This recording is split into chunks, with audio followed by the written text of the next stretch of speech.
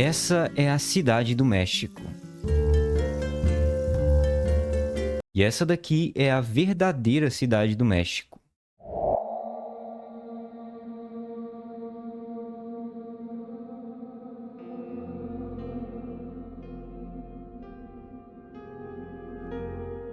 Chegamos à Cidade do México, a capital do país com mais de 9 milhões de habitantes. E é difícil imaginar, mas essa metrópole gigantesca, que inclusive é uma das maiores do mundo, é também o lar de muita desigualdade e pobreza.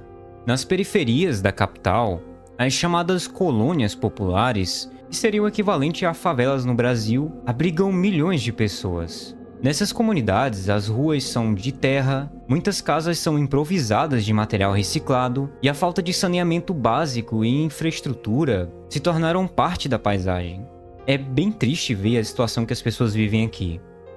O que é mais impressionante é como que essas comunidades são formadas. Muitas vezes, as pessoas chegam do interior do país em busca de uma vida melhor, mas acabam presas nessa dura realidade da cidade. Viver na cidade não é a maravilha que prometeram para elas. A promessa de emprego e oportunidades some depois que você se vê diante de situações onde você não tem nem água potável para beber, ou até mesmo um transporte para sair daquele lugar terrível. Esse é o retrato de um sistema que falhou com essas pessoas.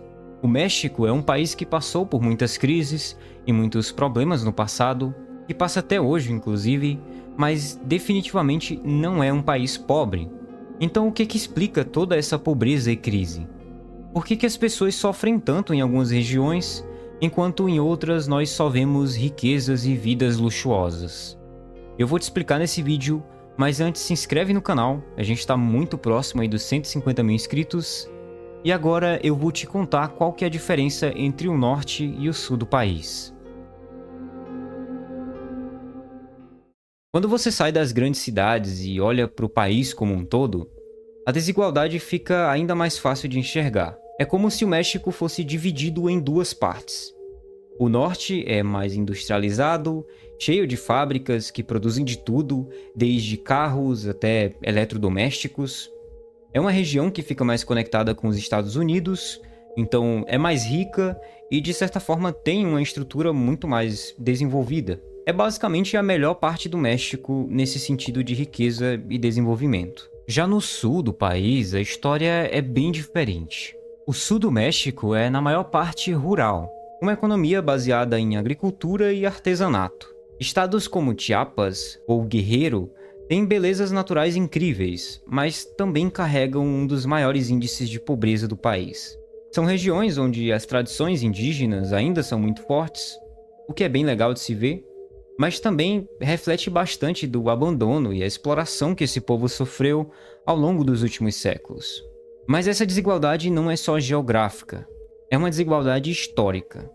Durante séculos, os povos indígenas e rurais, que são os povos originários do México, foram marginalizados e jogados de lado, enquanto os recursos e investimentos se concentravam no norte do país.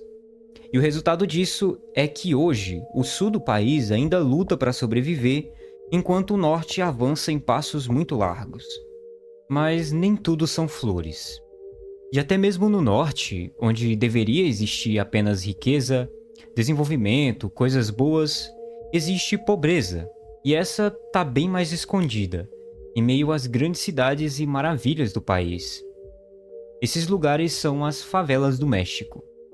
Eu falei agora há pouco como que essas favelas são, e é bem chocante mesmo a aparência de alguns bairros e a situação que essas pessoas vivem. Mas o que mais me choca aqui é que tudo isso fica muito próximo a lugares assim. Essas pessoas ficam isoladas em um canto nessas condições, enquanto todo o resto do país finge que elas não existem. Mas quem foi que prometeu a elas essa oportunidade? Quem que começou tudo isso e por que o governo não fez nada nas últimas décadas para mudar essa situação? Bom, tem uma palavra que define o grande vilão do México e de vários outros países: a corrupção. Quando a gente fala sobre pobreza e desigualdade no México, fica impossível ignorar o papel da corrupção. É como se ela tivesse enraizada no sistema, sugando os recursos que poderiam mudar a vida de milhões de pessoas. Mas o que que isso significa na prática? Pensa só, cada peso que é desviado para o bolso de um político ou empresário corrupto é um peso que não chega nas comunidades que precisam de escolas, de hospitais, até mesmo de saneamento básico. A corrupção não é só um problema político, é algo que atinge diretamente a vida das pessoas. Nas favelas da Cidade do México, a falta de infraestrutura é um reflexo disso. O dinheiro que deveria estar ali ajudando a melhorar o transporte público ou levando água potável para os moradores simplesmente some. E isso não é de hoje. A história do México está cheia de escândalos de corrupção que parecem mais um roteiro de filme do que realidade. Eu vou te dar alguns exemplos aqui. O caso Pemex, a maior empresa de petróleo do México, esteve no centro de vários escândalos de corrupção. São milhões de dólares que foram desviados em contratos fraudulentos enquanto os preços dos combustíveis subiam e o povo pagava a conta. Operação Odebrecht. Sim, aquela famosa no Brasil, também chegou ao México. Políticos mexicanos foram acusados de receber propina em troca de contratos superfaturados. Presidentes no radar. Desde Carlos Salinas de Gortari até Henrique Peña Nieto, várias administrações foram acusadas de esquemas que desviavam dinheiro público, deixando a população cada vez mais desconfiada do governo. E o impacto disso daqui é devastador. A corrupção não só mantém as pessoas na pobreza, mas também cria um ciclo de desconfiança e falta de esperança em governos. Afinal, como que você vai confiar em um sistema que parece que só serve para enriquecer os poderosos enquanto deixa o povo na miséria? Mas sabe o que é incrível nisso tudo? É que o povo mexicano nunca ficou parado diante disso. Movimentos sociais se levantaram ao longo dos anos para tentar combater a corrupção e exigir mudanças. O movimento Yo Soy 123 foi uma mobilização de vários jovens contra a manipulação política e a corrupção. Isso mostra que os jovens do México estão dispostos a lutar por um futuro melhor. Além disso, existem ONGs ou até mesmo jornalistas corajosos que têm feito um papel fundamental em expor esses esquemas. Mas infelizmente, o mundo não é um lugar justo e existem muitos casos onde pessoas que estavam protestando simplesmente sumiram, ou até mesmo foram presas de forma bem estranha. Depois sumiram e as autoridades nunca agiram para resolver isso, como apontam fontes independentes e relatos da população. Um dos casos mais marcantes dessa triste realidade foi dos 43 estudantes de Ayotzinapa. Esses jovens estavam envolvidos em protestos que nem eram diretamente sobre o governo, mas que tiveram suas vidas interrompidas de uma forma que eu não posso falar aqui. Até hoje, as famílias desses estudantes buscam justiça e respostas, enfrentando simplesmente silêncio e contradições por parte das autoridades. Apesar de tudo isso, a luta só continua. A corrupção é um inimigo muito poderoso, mesmo o povo nunca tendo desistido de lutar. E os resultados da corrupção são esses que você viu até aqui: mais pobreza e mais desigualdade, falta de recursos básicos para a população, e muitas vezes recorre a meios não muito legais para conseguir se sustentar e não passar necessidades, como a vida noturna e a venda de coisas que não podem ser vendidas. Você deve entender o que eu estou falando. E infelizmente o México tá cheio desses dois problemas. No México, a realidade de vida de muitas pessoas empurra elas para caminhos bem difíceis. E um desses caminhos é a vida noturna. Em algumas regiões do país, essa atividade é até legalizada e regulamentada, mas isso não significa que a situação seja fácil ou segura para quem trabalha nesse meio. Muito pelo contrário, muitas vezes essa escolha não é bem uma escolha, e sim uma necessidade por causa dos problemas que a população tem.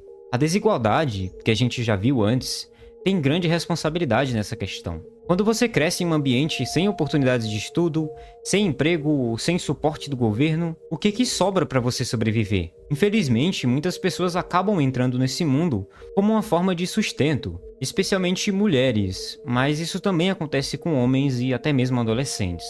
E como se não fosse complicado o suficiente, a vida noturna também está conectada a outros problemas muito mais sérios, como o mercado de movimentação forçada de pessoas.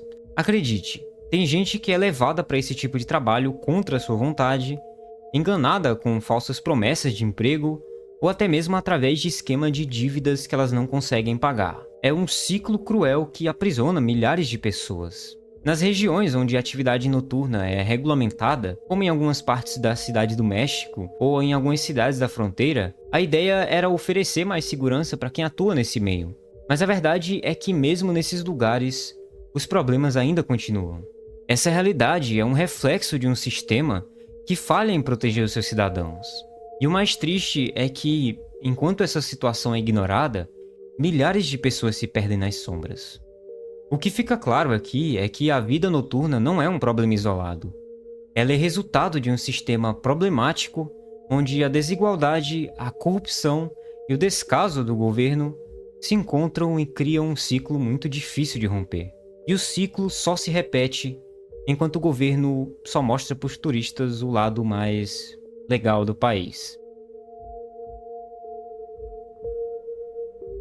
Bom, esse é o vídeo de hoje. Eu falei aí sobre alguns pontos negativos do México e muitas vezes você não consegue enxergar como turista. Se você se identificou com alguns desses pontos, é comum. Isso acontece em vários países, na verdade. Então comenta aí embaixo como que isso acontece no seu país, o que você pensa sobre tudo isso. E isso não acontece somente no México. Se você quer ver o que está acontecendo na Europa nesse momento e que está tirando muitos imigrantes de lá, clica nesse vídeo que está aparecendo aqui na sua tela e vem ver agora.